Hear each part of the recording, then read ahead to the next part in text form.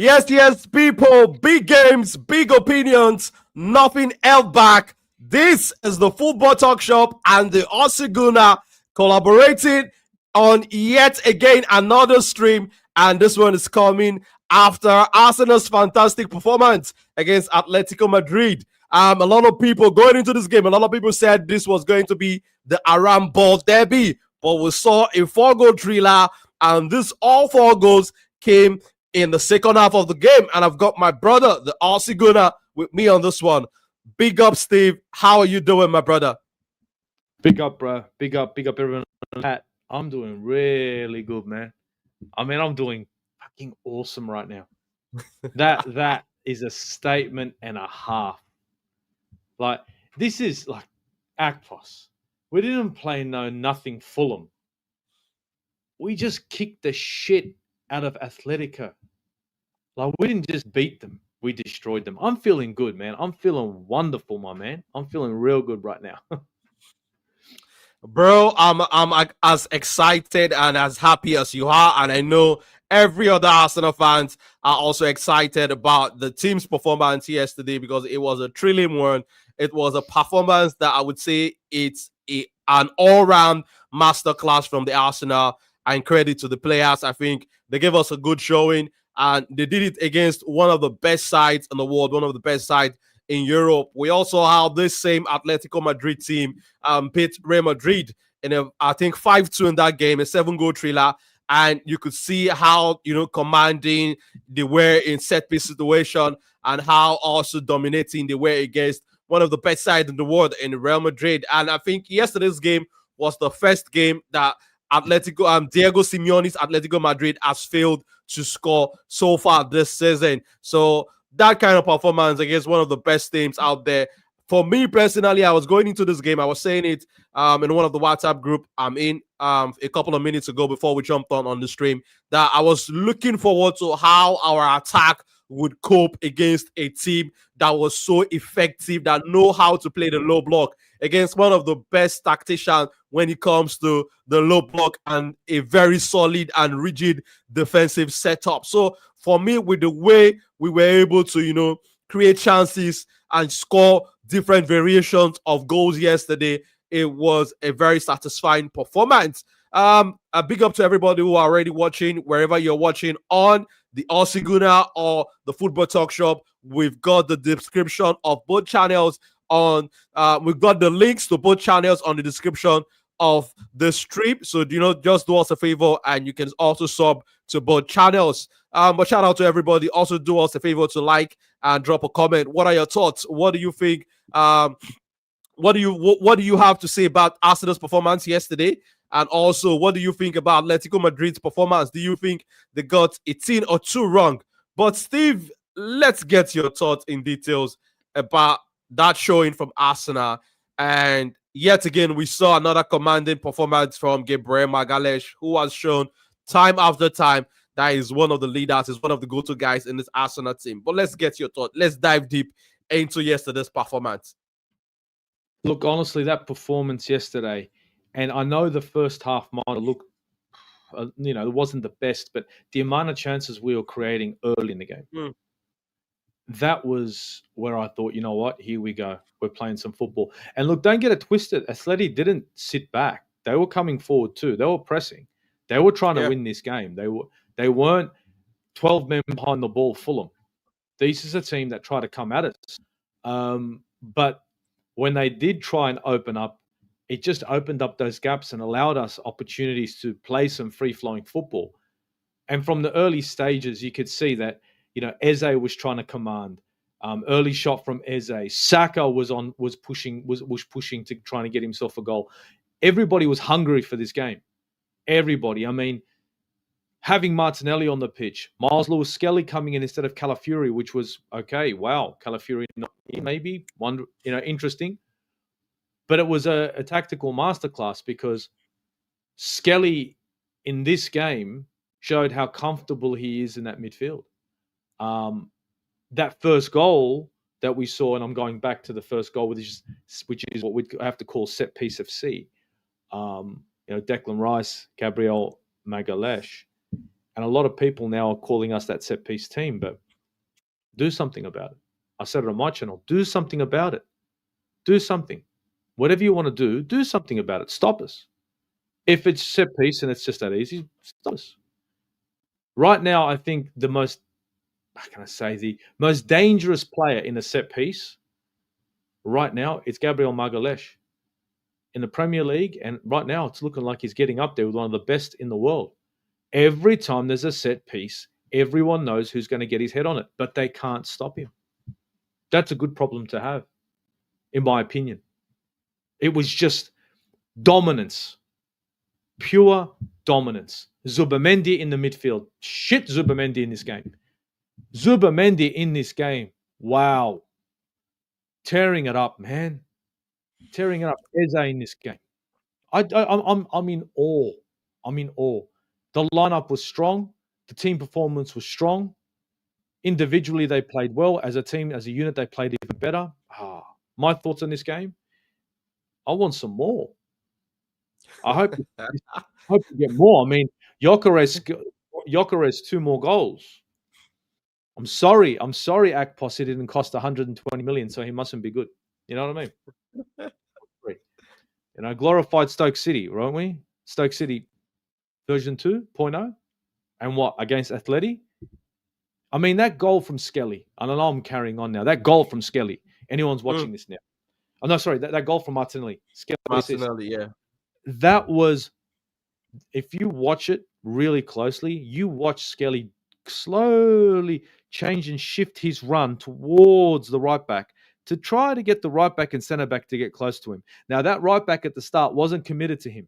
He wasn't. But as he got closer, he slowly dragged. And as soon as that right back, that number 2, dragged in position, boom. He puts the ball through straight away. Once he dragged him in, boom. He knew exactly what he wanted to do. Boom. Passed the ball to Martinelli. And that finish, I'm not saying as good as Henry, but it reminded me of Henry goals. Reminded me of Henry goals. That was a wonderful goal for Martinelli.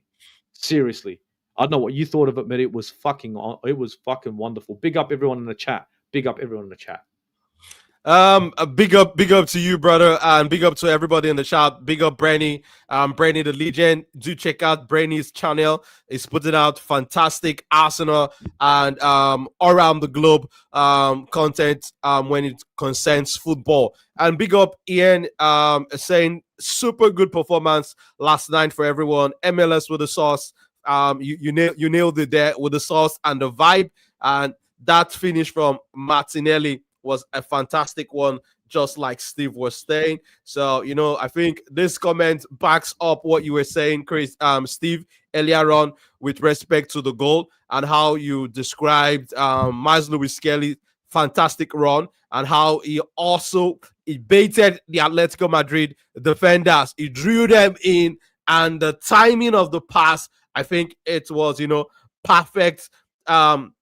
And it was the finishing. I think the move from the start and the finishing, it was just like bread and butter, pretty much like bread and butter. It was, I think, the perfect combination of a good, energetic run, burst of pace from, deep from our half into the opposition's half, and the finish from Gabriel Martinelli. I think that was the top one. And, we've talked about Martinelli at length and how he has dropped off the quality player we saw in the 2022-2023 seasons, if I'm correct.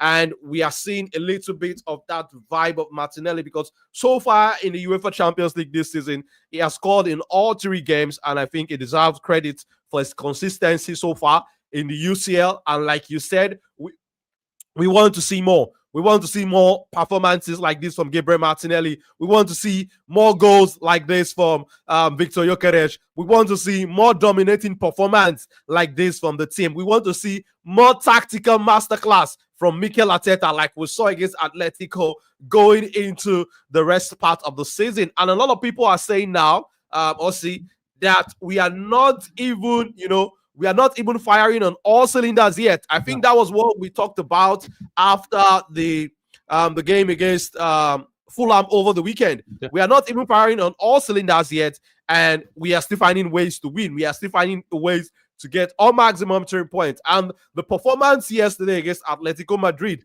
tells us that when we start firing on all cylinders, this could be what we will be seeing on a very consistent basis. And also, I want you to talk about the fact that this Arsenal team can play different style of football, different brands of football, also coupled with how the opposition wants to play. If you want to come out and attack us, we can attack you. If you want to sit deep, we'll find ways to break you down. How do you look at this Arsenal team now, looking at where we have been coming from so far this season?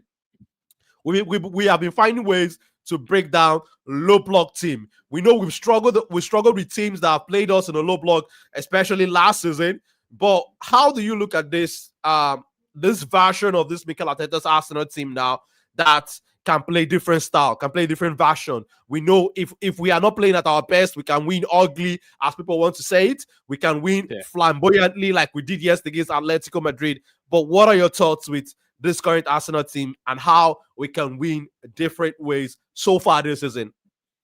Well, this puts the critics in their place, because most critics that are out there, Liverpool fans, United fans, like, oh yeah, set piece FC, because we have to be. When we have to be set piece FC, we will be.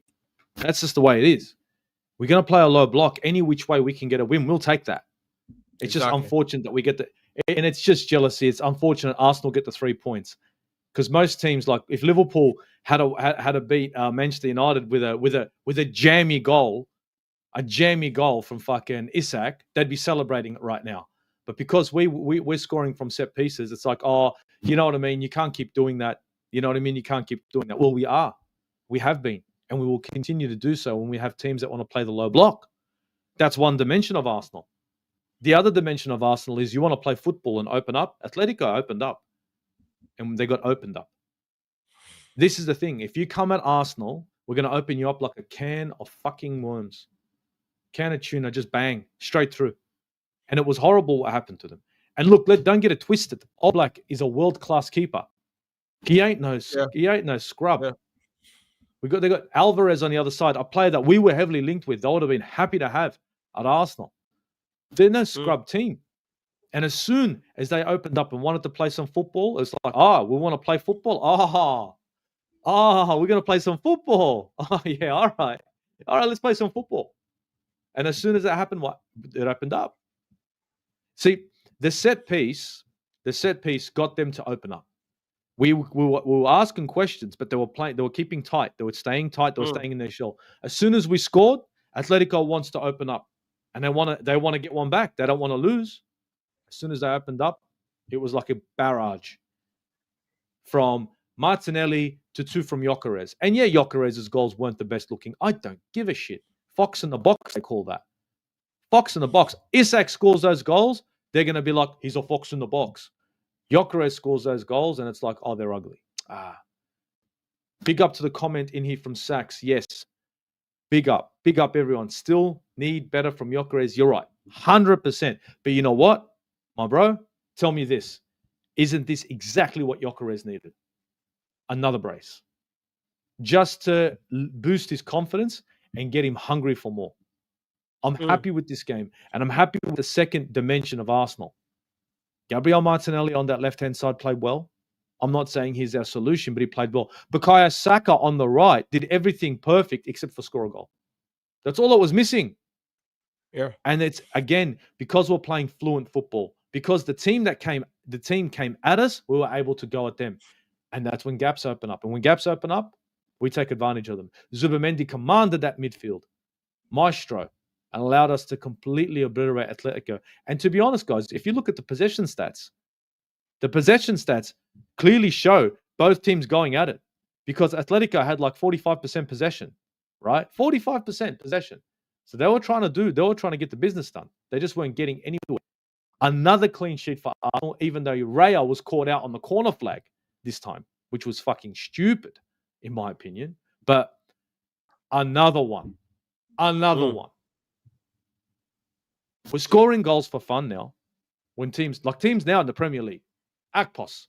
If you're a team in the Premier League and you just saw that, what's your solution to Arsenal? Scary. I believe it's just scary. It's like, you know what? Low block. Let's just play the low block and hit them on the counter. Let's just hit them on the low block.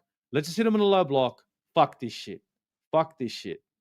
Yeah, I mean, it's better off. Luke, big up, Luke. Hope you're doing good, bro. Big up, Luke. Big up, brother. You know what I mean? It's two dimensions, and I like it. I like it because Eze didn't score today. Come on now. Did you see that ball from Eze to Saka? That ball from Eze to Saka. That was a beautiful one. That was a beautiful one. That should have been a goal, bro. And bro, you talked about Oblak and that save to deny Saka there. This could have easily finished by 5 to 6-0 margin, in my opinion, because Oblak made some key saves to deny. I think he made one also to deny Gyokeres, made one to deny Saka. So if he had not made those saves, it could have easily ended even far worse than it did for Atletico Madrid. So credit to Oblak, but that pass from Eze, I think it was top notch, and we will see more. And talking about Eze, I think he has been a little bit unlucky since he joined us. He has hit in the woodwork a couple of times now. Some fantastic saves has denied him goals. I think he's doing everything right. I just want him to continue on this trajectory and continue to improve his game. And you can see that with each game that he plays with this new teammates, is getting better at it. Is understanding them so much more. So I think we would see even more to come with Eberechi Eze. I think he has added a more, how will I say it, that more offensive-minded midfield presence into that midfield that we have now, and he's taking shots for free. So I think that is something we've criticized Martin Odegaard a little bit for, especially last season, where we saw him get in those dangerous positions and he's not willing to take the shot. He wants to take that extra pass. But Eze is willing to pull the trigger, is willing to take the shot. So I just hope that, if we get a little bit more luck, get a little bit more lucky in the next couple of games, and hopefully he gets a goal or two to his name. But I think he has been doing well, and I love that he's taking the shots. I love that he's getting into these dangerous positions to put the opposition defense even under more immense pressure, in my opinion. Look, I think with Eze now, he's growing into this. It's not straight off the bat gonna start scoring goals, gonna start making moves. But I'll be honest with you, Eze has been more influential for Arsenal than Wirtz has been for Liverpool. I think no one can debate that. Nobody can debate that. And this is 60, 70 million pound Eze, right? 60, 70 million pound Eze and 120 million pound Wirtz. At the moment, we went into the transfer window and bought players that, we thought could do a job, should be able to do a job. Zubimendi in this game. Massive. Recovering the ball, control, assists, even trying to get an assist, like putting balls through. It was fucking phenomenal from him. Declan Rice in this game. It was the midfield. The midfield was just on point. There was no denying our midfield. But Eze at the moment is a man possessed. And I know he was looking at that shot that deflected, and he's like, I hope this goes in, I need it. Yeah, he didn't get it.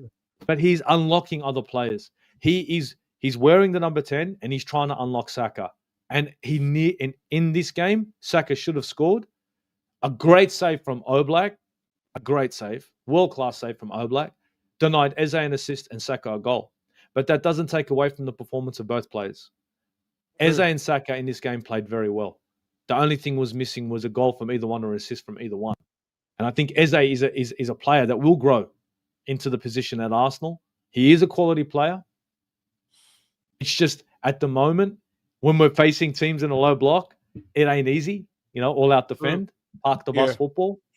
Yeah. And then when you get the opportunity, when you get teams open up, they're few and far between now for Arsenal. Let's be honest. Which team wants to play expensive football against Arsenal? Crystal Palace plays expensive football, right?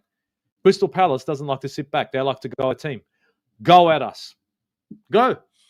I want Crystal Palace to come at Arsenal. I want them. Let's play football. Let's fucking play. Let's see how that fucking works out for you. Because I know one thing, that if that happens, it's probably against Crystal Palace, Eze will score. because it'll just be opened up. Honestly, Atletico Madrid opened up just a little bit, Atletico. And look what happened. And that's a world-class team. That is a world-class team you see there. That ain't no Crystal Palace. That ain't no Fulham. That's a world-class team there. They opened up a little bit and got punished. They got wrecked. I think most teams in the Premier League now are looking at our squad. Eze, Zubimendi, Saka, Gyokeres, Martinelli, the whole lot, Gabriel, Lewis-Skelly, the whole team, and thinking, what's our answer for this? As soon as someone gets injured, someone else comes in. Ethan Nwaneri on the bench. Another dynamic. Mosquera on the bench, another dynamic. I'll be honest with you, this is perfect for us. That tough win against Fulham. I don't respect Fulham. Fuck Fulham. I'm not respecting a team in 14th. And now a team that's 3rd or 4th in La Liga just gets demolished by Arsenal.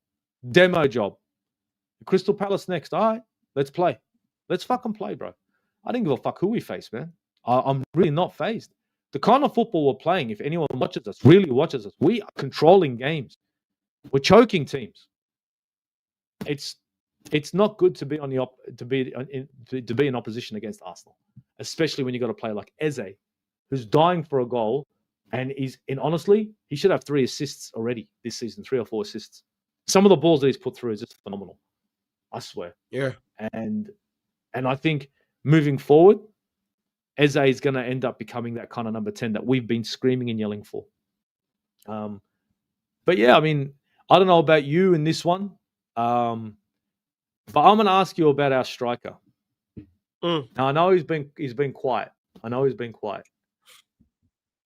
And Gyokeres is the kind of player that likes the ball to land in front of him, so he can make a run. But I believe in this game, he turned into that fox in the box. Not the kind of goals that he scores. Do you think he's trying to adapt to what Arsenal need as a striker?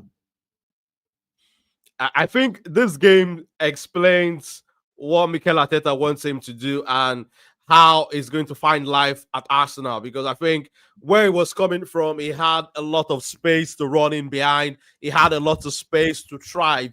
But you rightly mentioned on the show several times, nobody wants to give Arsenal space to play. Nobody wants to, come out pound for pound and try to have a go at us. We saw Manchester's Pep Guardiola's Manchester City team playing a low block against Arsenal. I think that was the first time I was watching a Pep Guardiola team do it. So I think that explains the story why a lot of teams do not want to actually come out and have a go at us. And I think Gyokeres is adapting very well. He has been doing a lot of things right.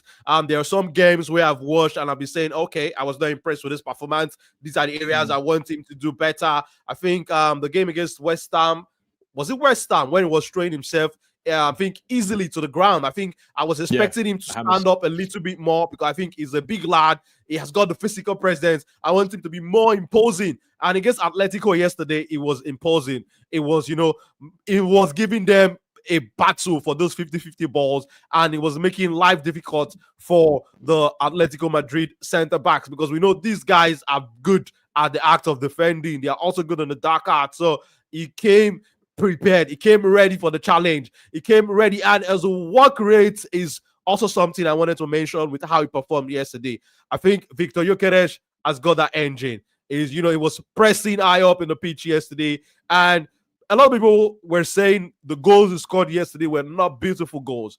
But it takes a skill set to be in those positions and put the ball in the back of the net. For me personally, I don't care if they are beautiful or not. I want my striker to score for me. And I think yesterday he got his primary role and responsibility as a striker done, which is to put the ball in the back of the net. And the goal he scored from the flick from Gabriel. Immediately he saw Gabriel running at the ball. You could see he was trying to make the run and to make sure that he gets into position to be on the on the receiving end if the ball comes off Gabriel, and it paid off at the end of the day. So I think that was pure striker instinct, and like you rightly said, fox in the box mentality. And I hope we will see more fox in the box mentality and display for him. I don't care if the goals are beautiful or not. I just want to see my striker continue to score goals. And for me, if he can get 30 goals like that this season that are not beautiful, I will be overjoyed. I will be excited. I will be happy. I will be singing all the praise, singing his name in all the praises. So, but for me, I think yesterday's performance was a proper striker performance from Viktor Gyokeres, and I saw a player who wants to work his socks off for his team, a player who's willing to run through the wall for his manager and his team. So for me, credit to Viktor Gyokeres, and I hope that this goal, this goals against Atletico Madrid will open the floodgates of more goals in the next couple of games, and hopefully against Crystal Palace, it can get maybe a brace or an hat-trick or get one goal. So, but I think for me, I think that was a proper striker performance from Viktor Gyokeres. Over to you, Aussie. Well, with Gyokeres now starting to kick in, and then I look at that, and I can't disagree with you at all, because a goal is a goal. An assist is an assist. Every striker will take any goal. I mean, Mohamed Salah loves his penalties. But the way I see it is, well, for a striker, it's difficult. And with Gyokeres, a different type of striker, a Aubameyang kind of striker, a striker that likes the ball to drop in front of him so he can make a run, looking for room.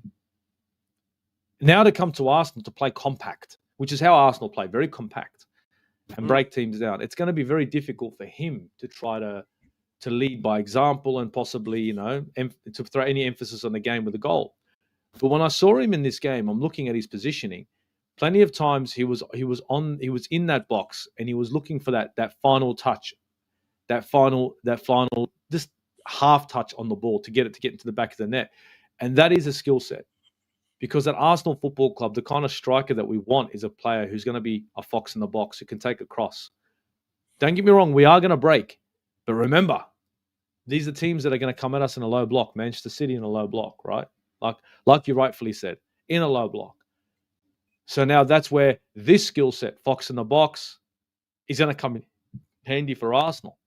I think Gyokeres is starting to adapt to what, not the Premier League, but what Arsenal need. It's not about the Premier League. He needs to be able to perform as a striker for Arsenal. And I think Arsenal right now, they need a striker who can be that Lacazette, Giroud style striker. But the good thing about this is he's got another dimension to him where he can break quick, where he can be effective one-on-one against the keeper. And I think that's, for us, it's just for £60 million, he's a bargain at that rate. But I was thinking, I'd mentioned a few names here and there a few times. Myles Lewis-Skelly in this game, gave him a little mention. Came in at left wing back, right? In this game, you can see what kind of a midfielder we've got in our hands in Myles Lewis-Skelly. In my opinion, Myles Lewis-Skelly right now, he needs minutes and he needs to get in that starting line. I know it's hard, but from a performance like that, I think Skelly in this game, in my opinion, I think he outshone Declan Rice in this game. What do you reckon? Skelly in this game. With Myles Lewis-Skelly, for me, I think we have in Myles Lewis-Skelly a very good and talented ball carrier. Because one thing that I think caught our eyes immediately, a lot of us saw him play, was his ability to carry the ball. Whether for the younger age grade team at the Arsenal Academy, you can see that he is very confident and he has got that burst of pace and he has got this ability to switch very quickly from defending to attacking. And when he makes a tackle, win the ball, he has got the confidence to move into the acres of space that are ahead of him. And we can see that not every player has got the ability. I think in Myles Lewis-Skelly, he comes in and gives us a different kind of skill set to what Ricardo Calafiori gives this Arsenal team. And the quality and the kind of performance that he showed yesterday tells us also, it's a testament of the competition of players that we have currently in this Arsenal team. where one player leaves the team, another player comes in and he puts in a wow performance, and you're like, wow, why is this guy on the bench? This guy needs to be playing. And I think we've seen Ricardo Calafiori getting into some very advanced positions in recent games, taking shots on goal. So I think it's a very good competition that Mikel Arteta has got now. I think that's a very good edict for the manager because, like you rightly said, with a performance like that, it needs to play. And when Ricardo Calafiori comes into the team, it's also making a statement. So I think it's a good head-to-head battle we're having right now in the left back position. And for me personally, I hope that long may it continue. But you talked about his midfield ability, and we've seen that when some younger players break into the scene, not every manager has got that, ability to trust them in midfield position. Because I think midfield position is a very sensitive one, and I've seen managers try to, push some players who might start out as midfielders out wide when they are very young, and when they get more experienced, then they bring them gradually into the midfield position. And a lot of us have been saying, let's see more from Myles Lewis-Skelly in the midfield. Let's see more from Myles Lewis-Skelly in the midfield. But we also need to remember that, yes, he's also an 18-year-old. Like you rightly said, the competition of places right now, it's not easy with the way the likes of Declan Rice is performing in the midfield, with the way Eze is performing right now in the midfield. Martin Zubimendi is performing also right now in the midfield. So, but I hope that, maybe in this League Cup games, in these FA Cup games, we might get a chance or two to see Myles Lewis-Skelly playing as a midfielder, because we know that naturally it's not a left back. He's a midfielder that is doing a job in the left back position. And for me, just like you, Steve, I want to see him, getting minutes in the midfield position. But right now, it's not going to be easy. I think we also need to be a little bit patient with respect to what we want to see, because there are other players who are doing a fantastic job in this position. And I love that he's giving Ricardo Calafiori a run for his money right now in the left back position. Yeah, I think to be honest, Skelly in FA Cup games or Carabao Cup games is going to be key to throw into the midfield. Why not? Throw him in there. Throw him in there a little bit. Give him the midfield position. Let him maybe warm to it for a little bit. Ethan Wanyeri a bit of minutes, to be honest. These young players need minutes, need seconds, need every valued time on the football pitch. And if we can apply that sort of rule of thumb where it's, in these FA Cup games, in the lower end games, we can throw them in there. Give them 70, 80 minutes. It's only going to be to Arsenal's benefit. I mean, MLS comes in for Calafiori. Even if Mosquera comes in for fucking Saliba or Magalhaes, we're not fazed. The depth in this squad right now, just it's beyond. It is beyond. Like you said, Skelly comes in, you wouldn't even know Calafiori was missing. Martin Zubimendi, though. I'm gonna jump and have a chat about Martin Zubimendi. Before you jump on Martin Zubimendi, look at this comment coming from Luke saying MLS was outstanding and was his man of the match. What are your thoughts, bro? Before you jump on Martin Zubimendi's fantastic performance. Honestly, Gyokeres gets the man of the match for me because of his brace. Yeah, but MLS would be right behind him. I'd give Gyokeres a 9 out of 10 in this game. And I'd give Myles Lewis-Skelly, mate, an 8.5, just for what he was doing in this game. It was beyond. And man, anyone that wants to shout out Myles Lewis-Skelly in this game, I'm with you on that.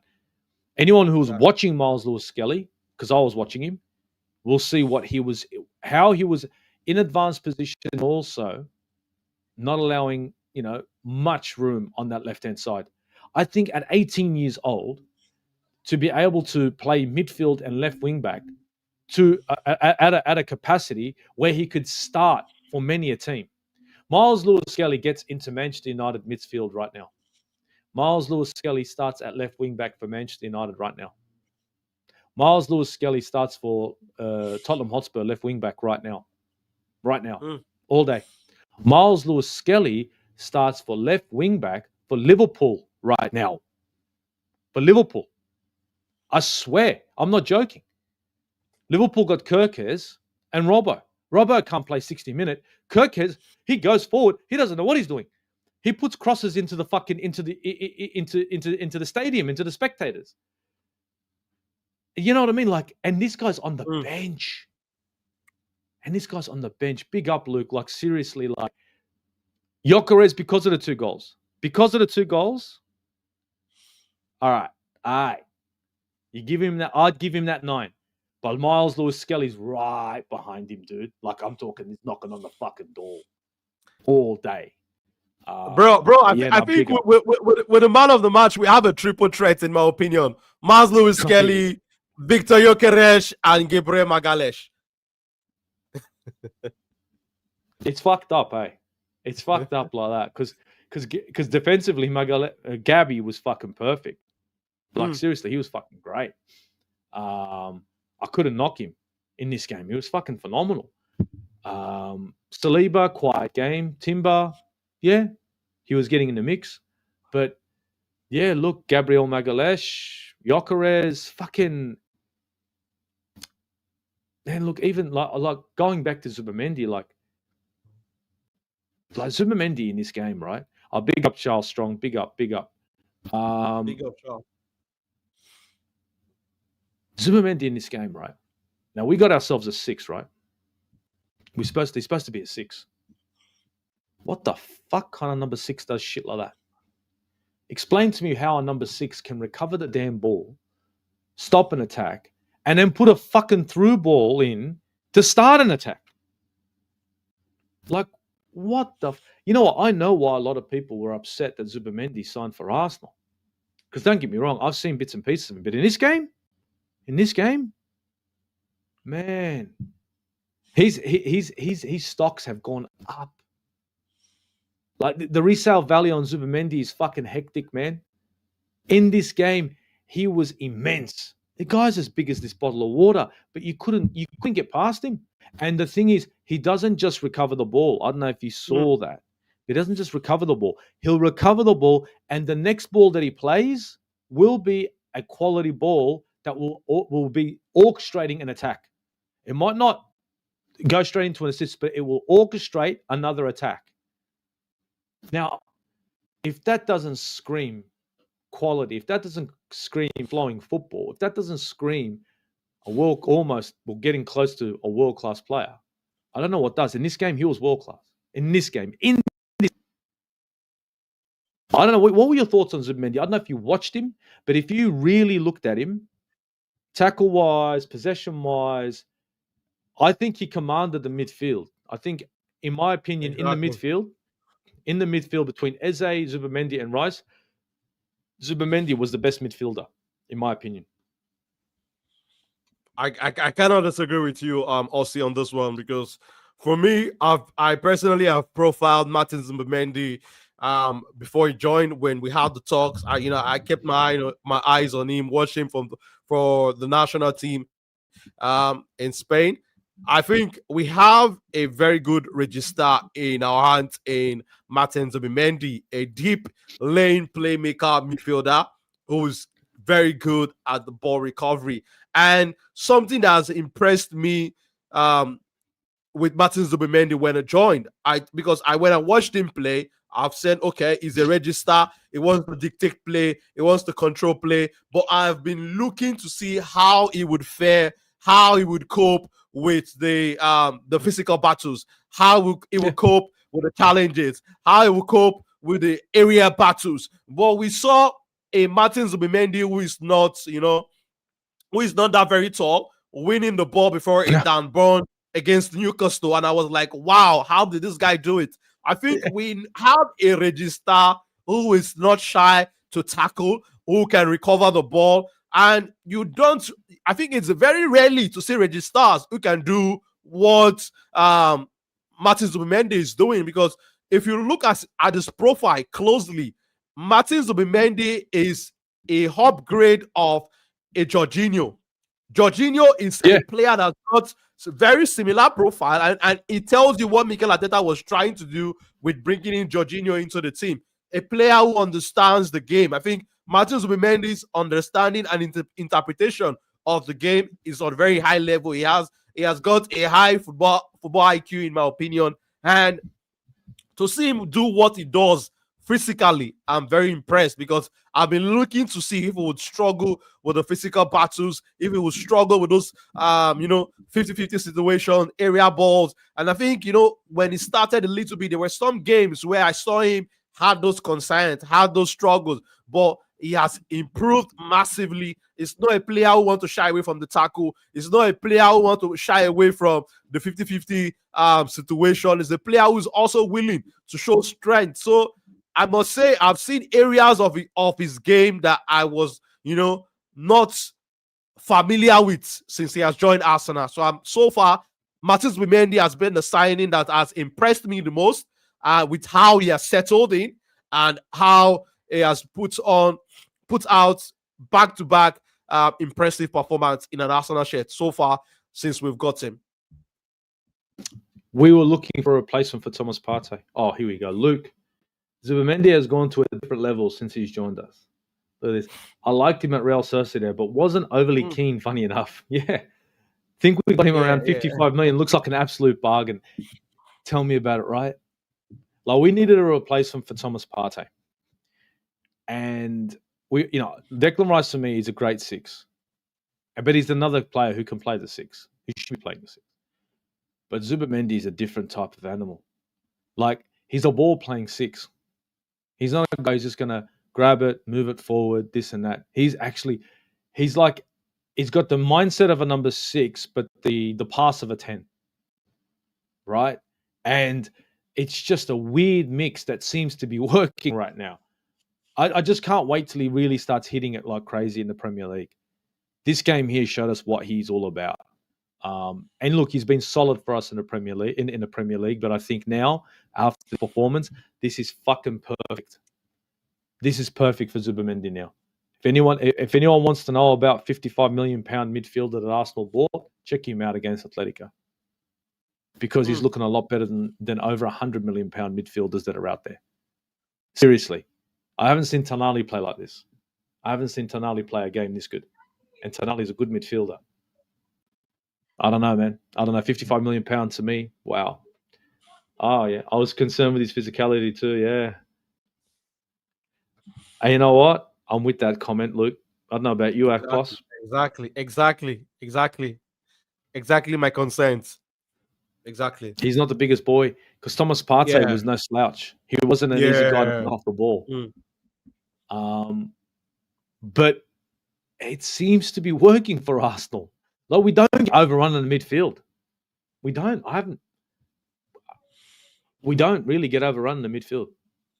And bro, I think the partnership we are also seeing from Martin Zubimendi and Declan Rice, because Declan Rice has been brought in a little bit deeper to also, share off that defensive responsibility. And with the way the both of them are working very effective right now, I'm excited for what is to come, because I think that is a partnership, that understanding is something that would continue to grow. I think they complement each other's qualities and skill set a lot, because if Martin Zubimendi is not there, you see Declan Rice making the runs back to recover the ball or make a vital tackle, like we saw against what game was it when Rice made that run back and made a vital block to deny the opposition. I can't remember. I think it must be in the Newcastle game, in my opinion.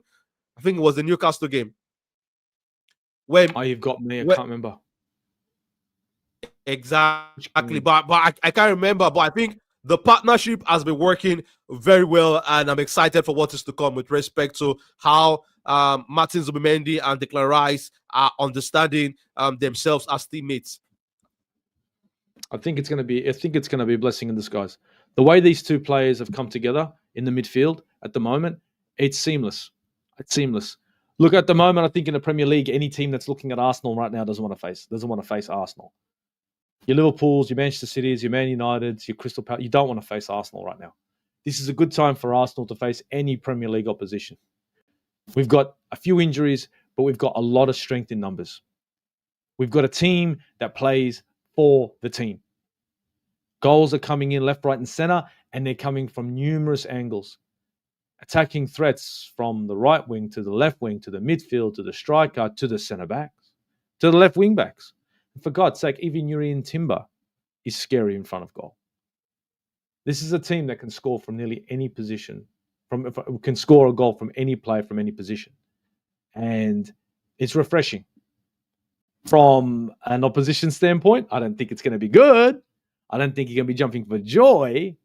But when you see Arsenal go into the Champions League and play a team that wants to play football and they destroy them, it now makes you understand a lot more why teams like Manchester City, teams like Fulham decided, you know what, maybe we'll kick back. Teams like Newcastle, maybe we just sit down, sit back, and hopefully we'll be able to hit them on a counter. Because if we don't hit them on a counter, if we don't play 12 players behind, 11 players behind the ball, park the bus football, this game can open up and we can get opened up. And that's the reason why many a team, Liverpool fans, Man United fans, wherever the fuck they be, saying, oh, set piece FC. It's because teams don't want to fucking play football against Arsenal. Okay? Exactly. That's what it is. Manchester City, right now, where are they on the table? And they had to play a low block against Arsenal. Best believe that if fucking Liverpool played Arsenal right now, they'd get fucking demoed. Demoed. All fucking day. We paid them too much respect the first time. They would get absolutely fucking mauled. They would play a low block.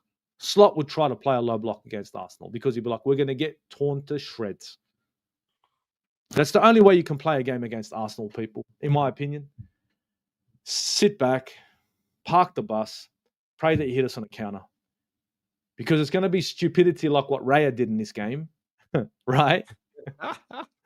Go out to the fucking corner flag. What the fuck, right? It'll be a goal that we allow teams to score. We give it to you. That's how you're going to score.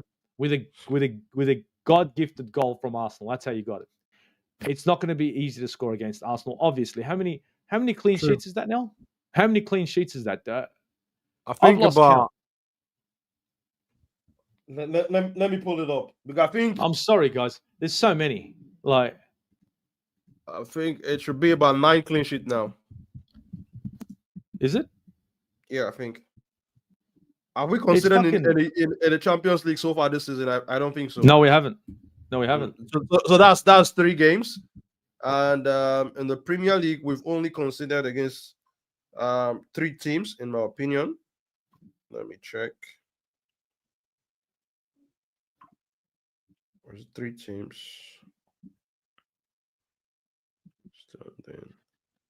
David Ray has got 8 matches and 5 clean sheets. So we've considered in 3 games. Yeah, 3 games. Yes, exactly. So that's 8 clean sheets now. Yeah. What the fuck? And we played Liverpool, and we played Manchester City, we played Newcastle's, we played big teams. Man United. Yeah, Man United as well. Come on. I just don't know. Look, if you're an opposing team right now, I think your best bet is to sit back. I don't know about you, Akpos, but it's refreshing to have a defensive line this strong. I haven't remembered a defensive line this strong since the days of George Graham. I think we were solid, but this is George Graham settings. This defensive line that we have now has gone to a very different level, in my opinion, because, remember when we had the back 4 and it was just the back 4 when one player was injured and it's back to the first setting because the player that comes in is not able to keep that solid defensive quality, in my opinion. Rob Holding and all that shit. Remember that? Exactly. And, we had just the partnership in the center, then a good left back, a good right back. And when one is out, we are back to the fourth setting. We are conceding goals, left, right, center. We are dropping points in important games and all of that. But I think Lucas correcting us here. He said it's 9 clean sheets if you are counting the League Cup game. So Raya has got 8 of those. Yes. So Raya has got 8. Kepa Arrizabalaga has got 1. Wow. Massive. So that's 9 clean sheets this season. Massive. 9 clean sheets. The biggest tight-ass team in the Premier League is Arsenal. We will squeeze the fuck out of you and give you nothing. you're gonna fucking do 90 minutes for nothing. It must be the most demoralizing thing in the world to play Arsenal, thinking to yourself, how the fuck are we going to score? Even in this game, Raya had to make one decent save. I think that was it against Alvarez? I think Alvarez came close with the shot that hit the woodwork. I think, was it a deflection, a block from Gabriel that made the ball. And it hit the woodwork. But Yeah, there was yeah. one late in the game. There was one late. A good shot from Alvarez there. The one that was late in the game, left hand, Raya. Yeah. He made a good save. Yeah, left hand. Yeah, it was quality save, right? Quality save. But fuck me dead. Look, Akpos, we're going forward well.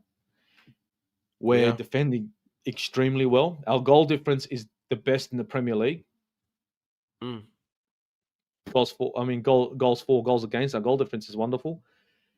How are you feeling right now? Like, as an Arsenal fan so far this season, remember, not 2 weeks ago where we were sitting, and now all of a sudden where we are now, right? Yeah.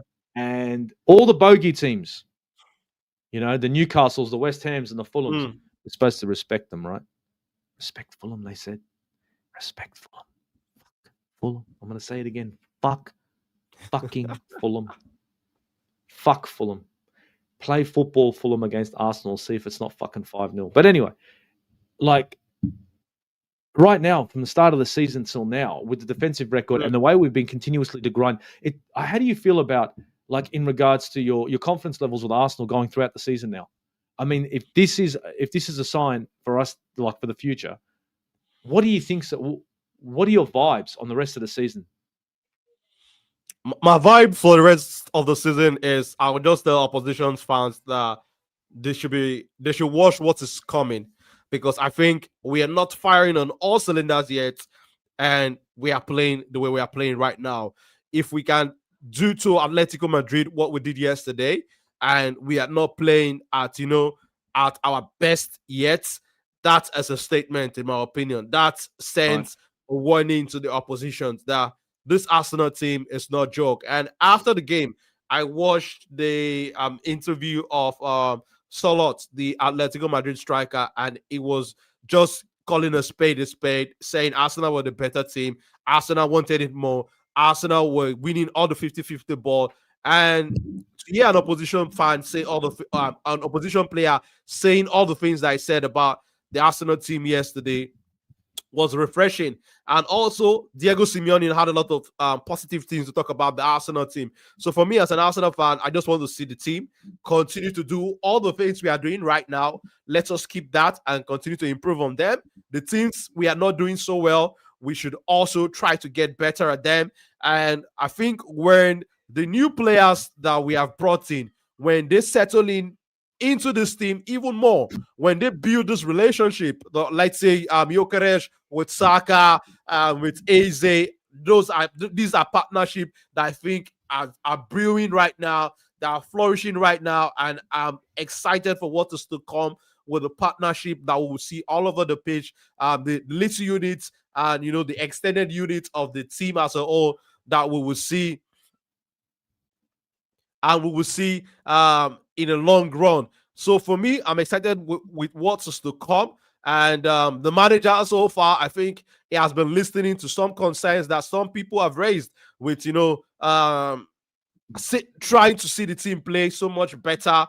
But I think we can't play at our best in every game. It's a season stretch. It's going to be a marathon. You are not going to win every game like we won against Atletico the Madrid yesterday. There are some games where we will also win 1-0. Some games where we will also win 2-1. Some games we might not even win as the season comes by. But I think we also need to see a team that is improving, a team that is willing to learn from their mistake, a manager also that is willing to correct his mistakes that he has made in the past, mistakes of the team, mistakes of selection, because the manager, yes, it's not perfect, but he has done, I think I've seen the manager so far this season who has, gone back to his drawing board, looked at the problems we faced in the last season or two, and trying to make amends, trying to make changes, trying to improve with his tactics, with his management of the team, with his management of the load that is putting certain players on, because we saw against Atletico Madrid, we made 2 changes to the starting 11 that played over the weekend. This is a manager who's also willing now to share the load more. This, in quote, have been some concerns some persons have had, including myself, with respect to how the manager manages the team. Because some of the concerns, some of the issues I've had with the manager has been down to managerial side of the game. The management, how is he managing the workload for certain players? And I'm seeing the manager, doing that. We saw that immediately the game was put in the bag. It's taking off all the key elements out of the team. It's taking them off, getting those guys who have a huge amount of load, giving them a breather, and bringing in players who have not played so much. I think long may continue. Long may we see this team flourishing, and I'm excited for what is to come for the rest of the season, in my opinion. But I've got this comment right here for you, Steve. Look, Look, you got a good point, right? Yeah, and these dickheads want the manager sacked. Look, I call a spade, right? So I'll always call it straight. When Mikel fucks up, I'll always call him out for his fuck-ups. Exactly. When Mikel does good, I'll praise Mikel, right? 100. Now, I understand that we have not won a lot or anything really since the FA Cup, and it is unacceptable.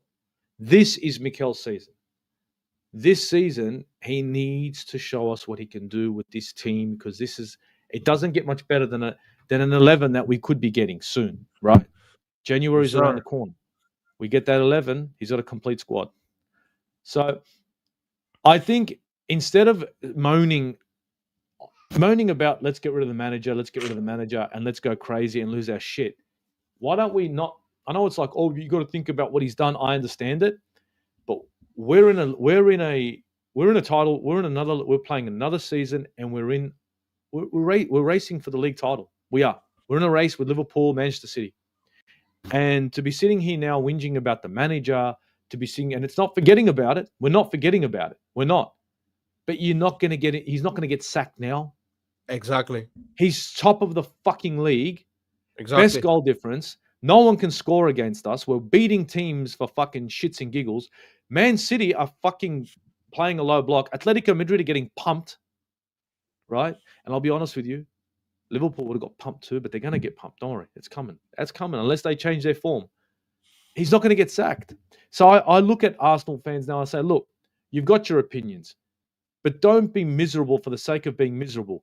Don't be arrogant and react into the point where I'm Arteta in or Arteta out. Fuck Arteta in, fuck Arteta out. It's about Arsenal. Enough of the division. It's bullshit. It's fucking bullshit. It's kids' games. And I'm going to go on a rant because a lot of the times, YouTubers, right, a lot of them can't hack when they're wrong. And I'm not saying they're wrong now, but I'm saying when they're wrong, it's like, oh, no.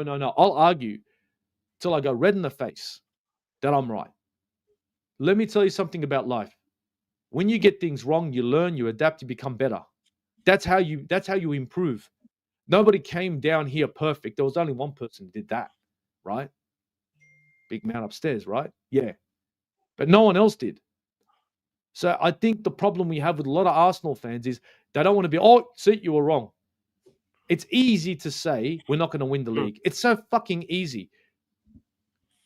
It is. I'm just saying, guys, do yourself a fucking favor and lax on that shit. You want to talk about getting rid of the manager? End of the season, make noise, protest. Exactly. Hell, I might be there with you. If he doesn't do anything this season, I might be there with you. But for now, instead of being that shit fan base that everyone laughs about, and the reason why they laugh is because we flip-flop. That's the reason why they laugh. They laugh because we sit here and it's Arteta in, Arteta out, Arteta in. What the fuck is this shit? It's not Arteta FC. It's Arsenal. It's not the Kroenkes this, the Kroenkes that. The Kroenkes have spent over $1 billion on players. $1 fucking billion. Yeah? You show me which owners have done that. Apart from Chelsea, they've spent $1 billion. So don't say that these owners aren't spending money. They got the wrong manager. Okay, but they've spent the money. They could have got the wrong manager and not spent a cent. So I'm over the bullshit. I do my maths on Arsenal. I've got no problems with the Kroenkes. No problem whatsoever. At all. I did a spade on the Kroenkes years ago. No problems with the Kroenkes. And at the moment, Mikel Arteta is doing his job.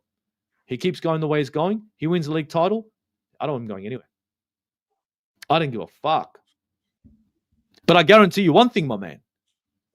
I guarantee you one thing, that there'll be a lot of Arsenal fans out there that if he does go and he's successful, will be like, oh, yeah, great. He won it this time. Do it again. That will be the comeback. You heard it here first. He has to do more. He has to do it again. He has to continue.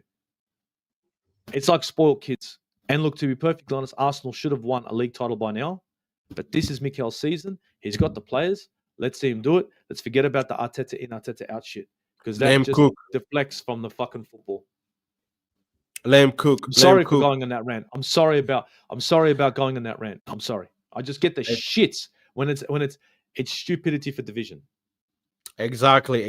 And this one is coming from Luke, saying he agrees with you, Steve, and he has got to say about the manager, but at the end of the season, but it's not going to go on about it all season. He said he's saying he's always reserved, and the right to he has got the reserve to the right to change his mind. But at the end of the day, we are saying, it's a result business. Things can change in the season. The manager can deliver, and like I've been saying, Steve, I've said it, in some conversations with you and other people. I'm saying, for me, this is Mikel's season. If he wins the league, I was saying if he wins the league at the end of the season, extend his contract. If he does not win the league, does not bring something tangible, then I think it's time for him to go. And I was saying the other day that if he wins the Champions League, build him a statue outside of the Emirates, in my opinion. So, but I think, like you rightly said, we have a season ongoing, a stop of the league. When the manager is doing so well, it is, I think there are two sides of the coin for me. When the manager or a player is doing so well, they deserve credit. You give them their well-deserved credit. And Mikel Arteta, right now, it deserves all the credit and award. And for me, just like you, I will come here and call it spade a spade. When it's not doing well, I will also be the first in line to also come on the stream on any platform whatsoever and criticize him when I have concerns. So this is where my thoughts are. But right now, we are in the middle of the season. Let's back the manager, back the team, and hopefully we'll finish the season with a trophy parade or two. So shout out to Luke. Luke agrees with your concerns, your thoughts with respect to the manager. And this one is also coming from Dare. Steve, you've got this one. Yeah. You've got this one. Go ahead, take unity. It. Yeah, unity is the way. Rivals see a divide within, and enjoy the drama between the extremes. Exactly, precisely. And the thing is, in order for me, I have to be right. They allowed the divide, so you forget where you are. Like, we are top of the league, right? Top of the league, deservedly. We're beating teams that are trying to defend their way to a draw. Big teams, Manchester City is included. I'm going to keep mentioning that, right? But it's still like, well, he hasn't won anything. Understandably. I get it. Understandably. But we are top of the league. We are doing well. Why don't we just put that agenda aside and not look like fuckwits just for 5 minutes? Why don't we act like adults just for 5 minutes? Just for 5 minutes. See how it feels. Instead of spoiled children in a toy store, I want my toy now. Because that's what it feels like. Wait till the end of the year. Make your decision on a manager then. Make it loud and proud. I guarantee you that the owners are going to be feeling the same way as you, because they remember, Steve said it, invested over $1 billion. They want a return. They're not here to burn money, okay? Arsenal is a business. For all you Arteta out fuckers and Arteta in fuckers, listen to me. It is a business. These owners want a result and they want a league title. They want it because they're fucking trying to buy it, right? So let's just fucking ditch that for now. Understand that the owners are in the same place as you. You want a league title because you love Arsenal. They want a league title so they can make some money. You know what? Who gives a shit? We both want a league title, right?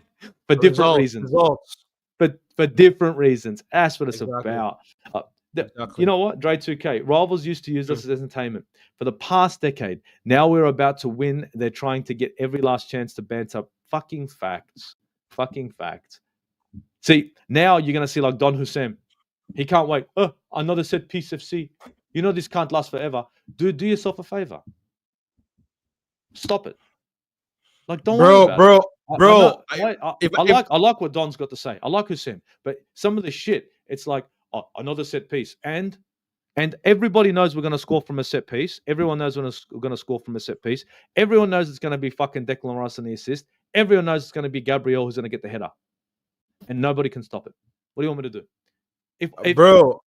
Same thing. Sorry to cut you off, but the same thing. Yeah. If Mohamed Salah cut on his right every single fucking time, and he was guaranteed a goal every time he cut on his right and took a shot, would you fucking lose your shit at Mohamed Salah for every time cutting on his right and taking a shot and scoring a goal? No. But because it's a set piece, set piece FC. Deal with it, man. Deal with it. Deal with it. Deal with it, bro. Deal with it. And if I had to what you were saying with all the set piece FC talk, for me personally, when I do shorts, reels on my other channel, the Football and Pigeon channel, I try to wind up the opposition's fans, because when I start, sometimes I'm saying Arsenal, Mikel Arteta, Corner FC has done it again, and I do it purposely to get a reaction from them, because almost every team now has got a set piece specialist coach in their backroom staff. So if it's easy, also you also do it. You have a set piece specialist, you have a set piece coach. Also do it. Score goals from set piece. They are part of the game, and it's only pressure that would force the opposition to give you corner kicks, to give you free kicks. So it means you are doing a lot of right things on the offensive side of the game to get corner kicks and to get these free kicks, in my opinion. So for those who want to, come up with a set piece FC talk, you also need, if your team does not currently have a set piece specialist coach, they can employ one, because most teams currently now have. Do it if it's easy also. Dude, it's 3 points at a time. Exactly. It's the league. 3 points at a time. Doesn't matter how you get your 3 points, you get them. We had Jose Mourinho defend his way to a title. Defend his way to a title to a point when he was I can't remember which game it was. It was a pundit who came up to him, or a reporter who came in and said, Jose, did you know that I can't remember which team it was had over 70% possession, and you only had like maybe 26, 27? He goes, yeah, they can take the ball home with them. I'll take the 3 points.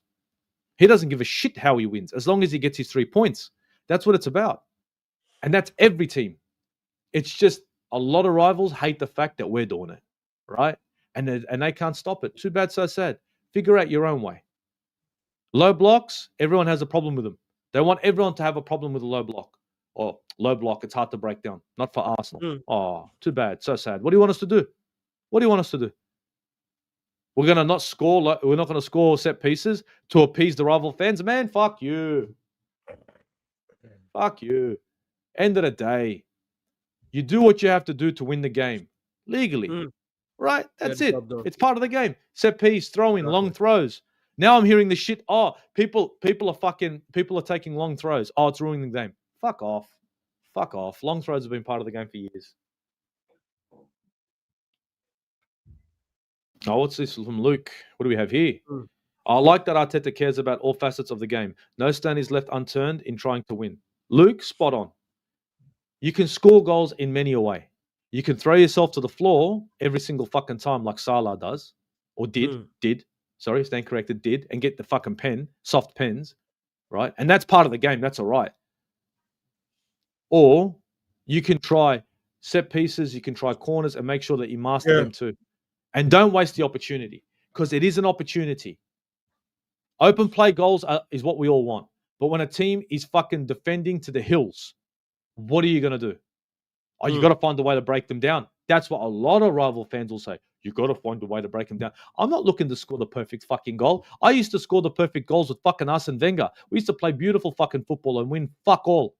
Fuck all. And what did everyone say? Oh, Arsenal plays beautiful football. But you were happy when we played beautiful football. We'll not win nothing. But now we might be playing ugly football, and there's a chance we could win something. And now you guys have got the shits. Fuck you. Fuck you. Fuck you. I love how the goalpost is changing now for me personally. And I want it to get to the point where they will say, oh, you've won the league, but it's just one trophy. I want it to get there because I think it's gradually getting there by the day. Before now, it was Arsenal.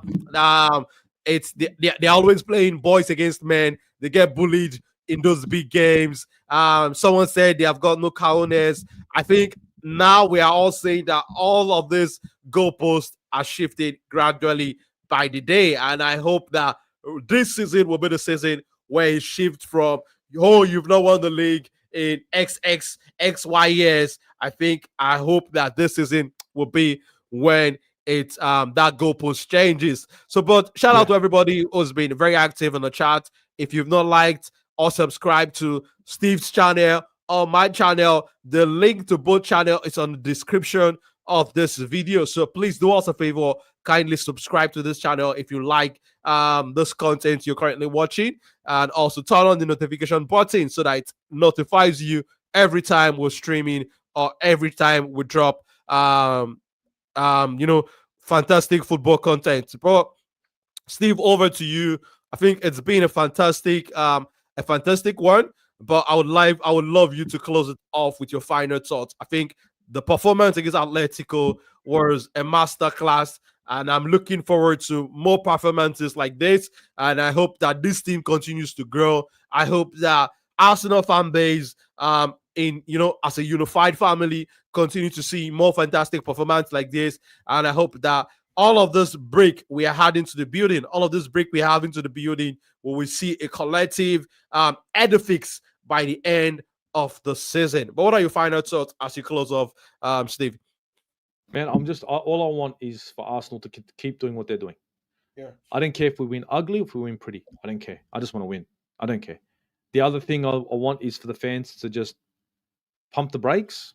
Your opinion is valid, but there's no point giving an opinion on something you can't control. There isn't, unless you're going to do something. So if you want to do something, go ahead and do something, and then go ahead and shout to the hills. But let's get together behind our team for now and call it out the way it is. Why don't we just call it straight down the line? Just straight down the line. When we're good, we're bad, we're bad. Yeah? Let's just get together and fucking support this team to the end. This manager has got this season. He does well, he does well. He doesn't, he doesn't. But let's not look like clowns, huh? Let's not look like clowns, honestly. Hopefully we keep going the way we're going, Akpos, honestly. And that's all I want. That's all I want. I'm happy. I'm happy with everything the way it's going, bro. Big up, Akpos. Big up the chat. Big up everybody, bro. So big up to you all. It's been a fantastic collaboration stream from the Aussie Gooner and the Football Talk Shop. So shout out to Brenny, shout out to Luke, shout out to everyone that's been on the chat. Charles Strong TV, shout out to Dre, shout out to each and every one of you who have left us a like or subscribe to either of our channels, who have dropped us a comment. If you're doing a rewatch later, give us your thoughts. Be in the comments. We will be there 24/7 trying to reply your messages as soon as possible. Hopefully you'll catch us very soon. I think before the Crystal Palace game, we'll be doing something. We'll be doing a preview, so watch out for that. Steve will be dropping a lot of content on the Aussie Gooner, and I myself, Akpos, will also be dropping a lot of shorts, a lot of snippet from the stream, also on the Football Talk Shop. Big up to Luke, big up to everybody. It's been a fantastic one. Stay safe out there, guys. Enjoy the victory. Enjoy all of the wins, and celebrate. Have fun. Don't let no celebration police stop you from celebrating. Celebrate all of those victories we are having now, and hopefully by the end of the season we will also have a big trophy to celebrate with. So stay safe, guys. From me and from Steve, I know you would love to say bye in the usual way. Steve, over to you. Uru, guys. Uru, eh?